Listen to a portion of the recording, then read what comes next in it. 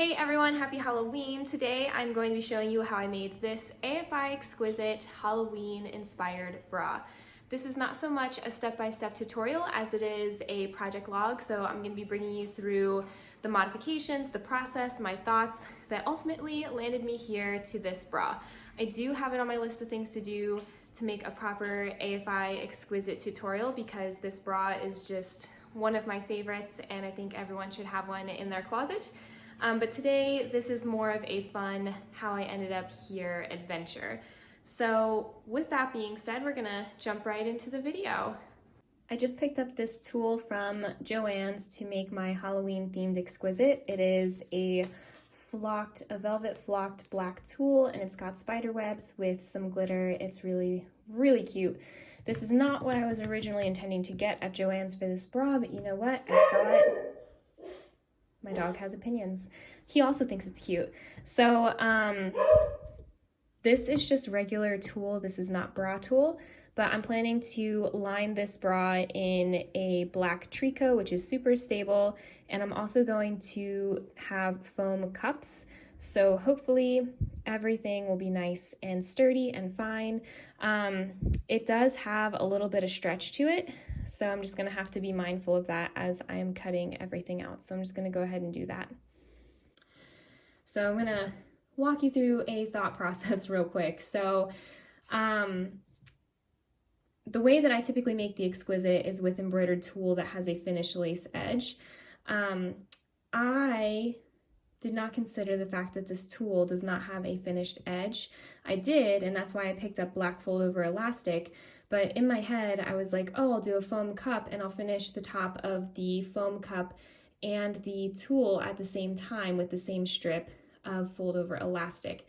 However, that isn't going to work because of the way the sling attaches. And I need the sling in its full length. So if I wanted to chop off the top of the sling, then it could work. However, I do need the full strap attachment to run the chains the way that I'm planning to. So I think that means that this is going to be no foam, and I am a-okay with that. So that makes my life a little bit easier so I don't have to draft the foam pieces. It does change the design a little. I'm gonna keep thinking on this, but right now that is my dilemma. Another thing I could do and am really considering doing is chopping this piece off, and then I can run the picot elastic up and create a long V essentially here with a ring at the top, and then that ring can be the attachment point for the chain. I think that would work just fine.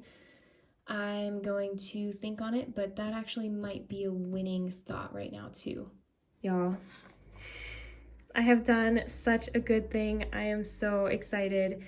This looks so good. I'll show you how I put this together here in a second, but I wanted to test the idea to see if I liked it. So I went ahead and threw this cup together and I am so impressed. This is what the inside looks like. I had a little bit of a blip on my machine right there, but this is not really all that major. So I don't want to do anything with it because when you unpick things, oftentimes they can be worse when you redo them. So I'm pretty satisfied with how this looks, and I'll be putting together the other cup. Basically, all I've done is chopped off the top of the sling. So this is the full piece sling, and this is the notch where the top of the outer cup connects. So I folded it down to create a straight edge to match the rest of the pattern pieces and gone in just like that. And then I finished it with fold over elastic, but I'll show you all that in a second. The only other change that I've really made since yesterday, not that this was a change, this was a test. Originally, I was gonna do a black cradle and a spiderweb bridge. I have flipped it, and I'm going to be doing a spiderweb cradle and a black bridge. I've made this decision because there's gonna be a gemstone at the center, and there's also gonna be the chains and the strap attachments. Like, it's all gonna come together, and I think it's gonna be a little bit too busy to have the spider webs at the center. So I'm doing spiderweb, solid, spiderweb, solid, and I think it's gonna look so much better. Now that I have a really clear vision, I'm excited to put the rest of this exquisite together.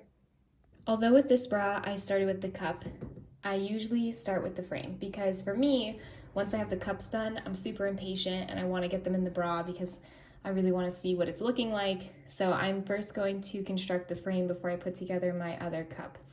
So what I'm going to do is take the outer cradle, and it's right side up, and I'm going to sandwich the wing right back here,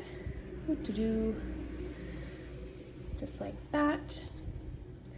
And then I'm going to take the tricot and sandwich it like that. And I'm going to pin this, and then I'm going to sew it at 5/16 with a straight stitch. I am pausing here to say that 5/16 is not an ordinary seam allowance for bra making. Oftentimes it's 1/4 inch. So a lot of times when people first make the Exquisite, they use 1/4 inch and end up with a bra cup that is about 1/2 inch too big. So please, please, please, if you're making the Exquisite, make sure you're using 5/16 for your seams to save yourself some heartbreak. Okie dokie, so now we're just gonna open this up, and since we sandwiched it together like that, there is no raw seams exposed. All this is nice and encased. Really nice clean finish. So now I'm going to top stitch here. I'm going to use a zigzag stitch. I've really been liking using zigzag stitches for top stitching recently. I think it keeps everything really flat and crisp, so that's what I'm going to do. And here is that top stitched.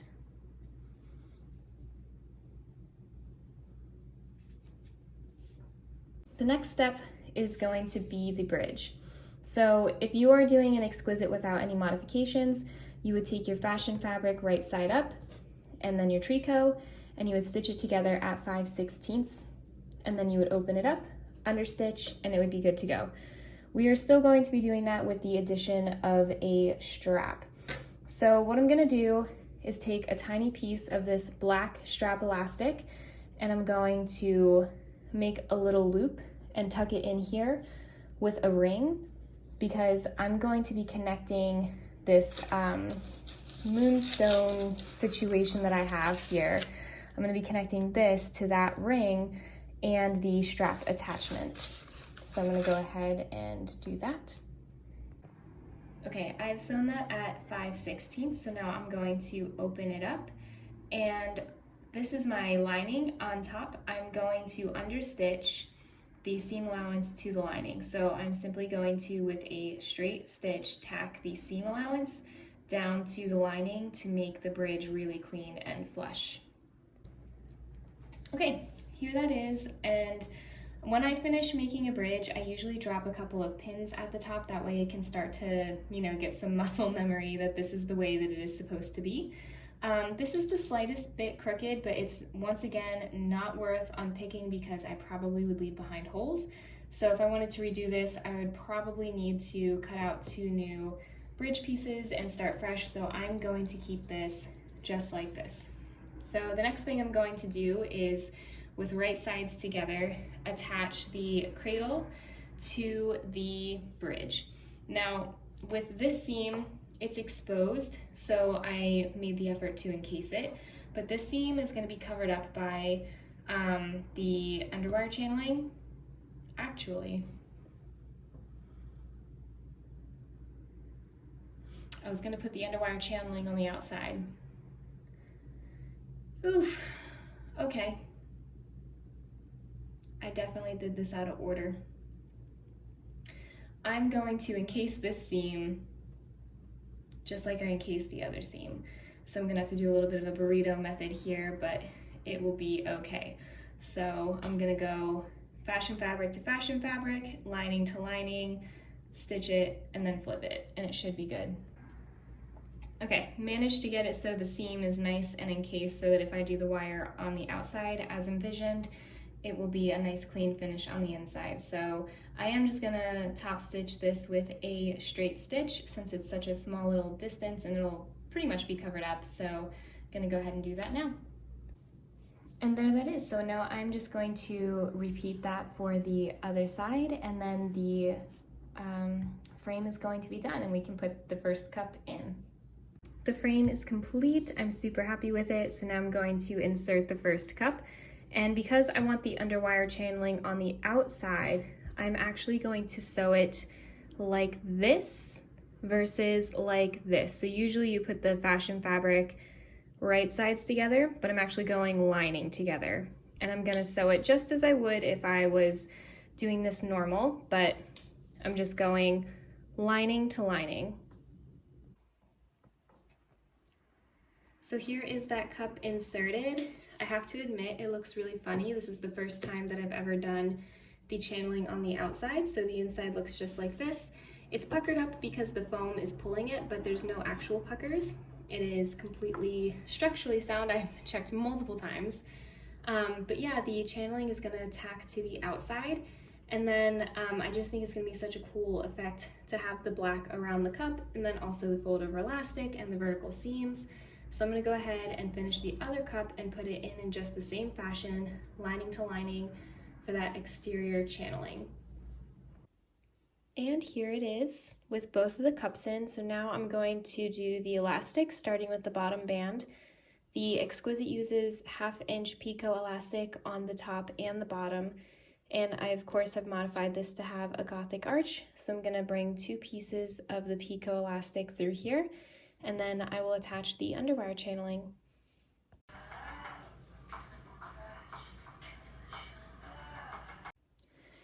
Here's the finished bra. I am so excited with how it came out. I got into a bit of a groove, so I forgot to continue documenting every step along the way, but I think where I left off was channeling and elastics.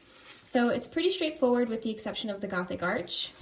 I forgot that I had the channeling on the outside, which meant there was going to be nothing to cover the raw edge of the Gothic arch. So I just sewed it as close to the cup edge as possible and then trimmed it and tacked it down. So I think it has a nice clean finish. And then it wore just like normal. So I didn't necessarily feel that there was any issues or anything like that. It was nice and smooth and didn't irritate me at all. And I wore this for several hours on Friday night. Everything else is pretty straightforward. I will say, I love having the wire channeling on the outside. It doesn't change how it wears or how it fits, which was one of my concerns, but I think it's just a really high impact, easy modification to make, so I'm definitely going to be doing more of the channeling on the outside. When I went and made the strap attachment, I left a huge tail of 1/2 inch picot elastic, and then I put the bra on when it was finished as if it was a strapless bra, and I adjusted the straps to the point, like played around a little bit to find the right height, and I was also kind of laying the chain over trying to figure out what was going to look the best. So that was kind of trial and error. I just used a pin and tried it a few times and then got it even on both sides and sewed it. And then I put it down for a night and picked it up the next day. I was actually at my boyfriend's house and he was streaming a Pokemon Nuzlocke and it was a ton of fun to watch. But I sat there and hand sewed the pendant on and the chain and everything. So the chain up here is attached with a jump ring to the strap attachment and this little piece here. I don't know what you call that. And then I just sewed on this pendant, which is from Joann's. And then for the body chain, I ended up putting a jump ring here because I was trying to attach this chain somewhere up here, but it meant that the pendant was sitting crooked and didn't look good. So I ended up just putting this jump ring where this Gothic arch is, and it's completely hidden by this chain when it's being worn. So it's a nice clean attachment, but it also actually makes it super practical because if you don't want to wear the body chain, you can just take off this necklace clasp piece. So I left this on from the store. Of course, trying to demonstrate how easy it is to take it off and then it's not. It's just the angle, I promise. Oh my gosh. Oh my gosh. Anyway, yeah, so just a clasp attachment and then this whole thing comes off and you've just got a regular bra essentially and the little jump ring is hidden. So yeah, super big fan of this bra and how it came out. I love that I spent more time in the design process and really thinking about the details. So I hope that you all enjoyed kind of seeing the process and what I think of when I'm putting these things together, and I hope that it helps you on your next project. So with that, I'm signing off, and I hope you've had a happy Halloween.